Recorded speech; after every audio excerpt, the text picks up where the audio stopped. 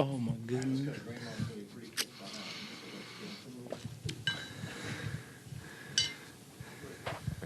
Hey, Gary, you've got 4 days off coming up. How big is it, Oh, it's first great. of all? Oh, my goodness. We're going to need all 4 of those days. Get everybody back to full health, lock in, go over the game plan. It's going to be a good, productive 4 days for sure.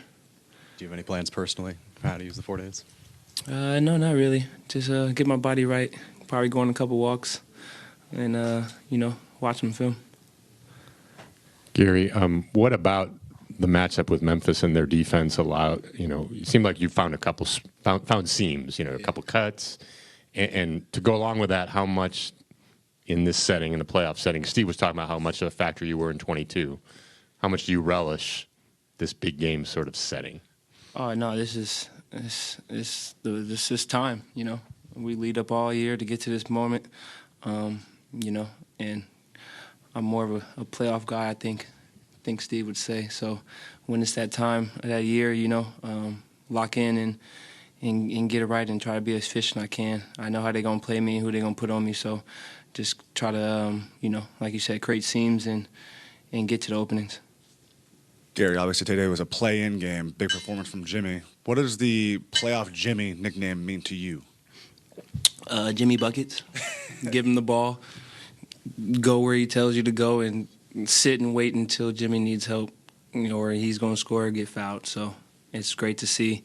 Talk to him a lot while I'm in the game, see what he likes, see what he doesn't like, see who he wants to bring in or whoever he wants to match up for. So just to watch him and then feed off what he does is great. What have you seen as far as the way he's able to assess what the game's calling for? It seems like he's aggressive when he needs to be, passes when he needs to be. How do you see his mind working in real time? Give him the ball, watch. He's going to direct, just like 2-3 does, and they'll put you in the right spot, and just go make plays. All right, you're off the hot. Oh, that's great. Draymond, you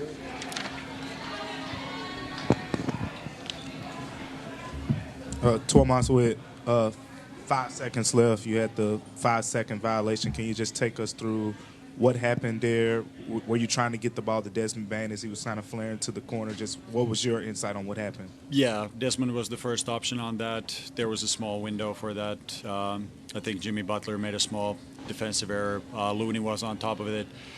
Did a good job right there. There's a small window, but it's difficult because you can see Butler hesitating for a second there, and that was the window for to throw the pass. We didn't, and after this, they were in perfect position to take out the second options out of that. So, how did you guys get back into the game in the second half?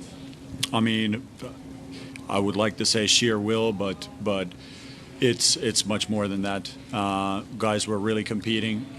We had a very good halftime talk with the guys where it's basically the basic idea was that we have more to give.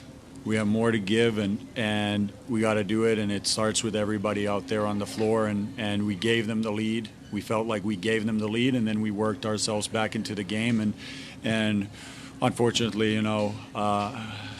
it's been the story that we play a hell of a game and then are unable to close it.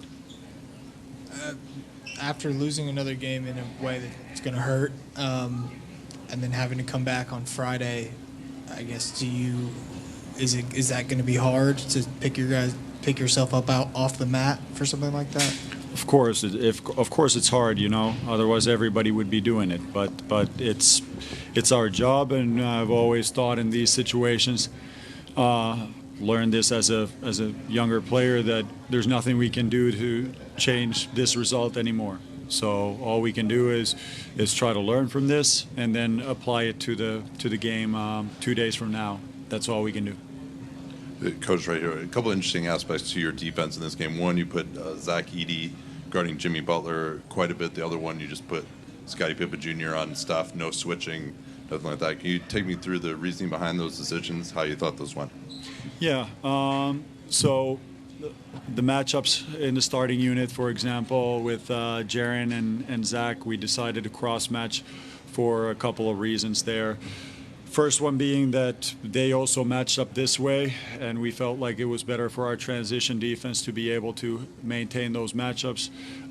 Other one, Butler has not been a very effective three-point shooter this season. He had 4 pull-up threes before this season made, and we wanted to also keep Jaren out of foul trouble, which Butler does excellently, and to have Zach patrol the paint and wall off all the drives while still maintaining pass pressure on Draymond Green's playmaking, which was something that picked us off and really caused us issues because he's much more of a passing hub than Butler in this situation where he's more of a cutter. So that was the main reasoning.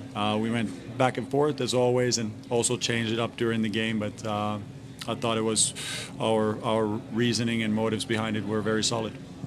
Right, Coach. What were the conversations like with Ja after he turned his ankle, and what was it like just seeing him trying to gut through it in the fourth quarter?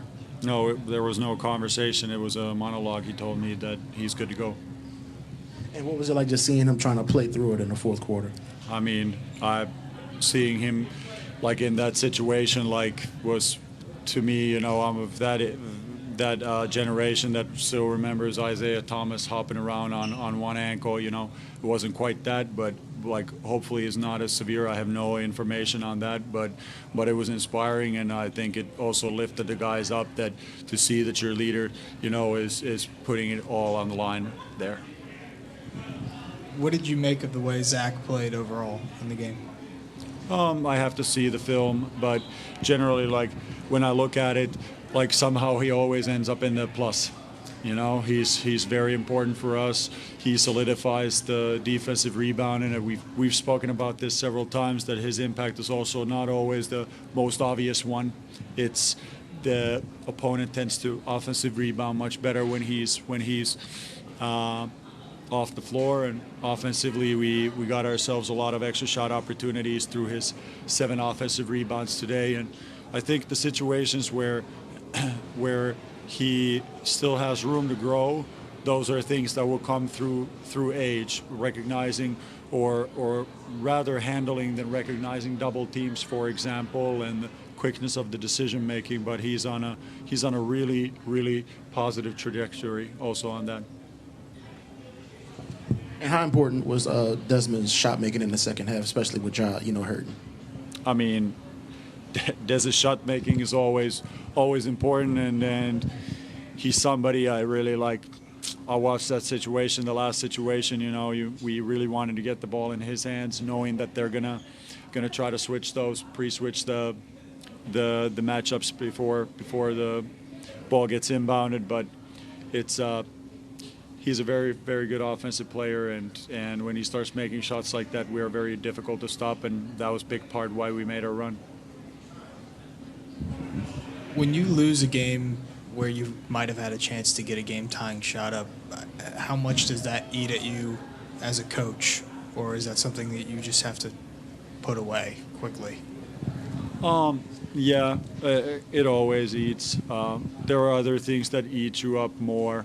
I think those in this day and age, they're like it's easy to pinpoint those situations that, okay, here this happened, but I mean the game is 200 possessions, 100 going the other way, 100. There's a lot of stuff on the margins that you can do better, and I've always believed that you need to be really good at the things that happen the most often. You know, and late game X's and O's, they're important. They are very magnified, especially in the NBA environment. But it's not the situation that happens most often. But it's very glaring when it does happen. So you have to find a balance also as a coach, like how much time do you invest in things that might make you look bad, but are not maybe moving the needle in the big picture, you know? So those are things that come with this. It's part of the zeitgeist.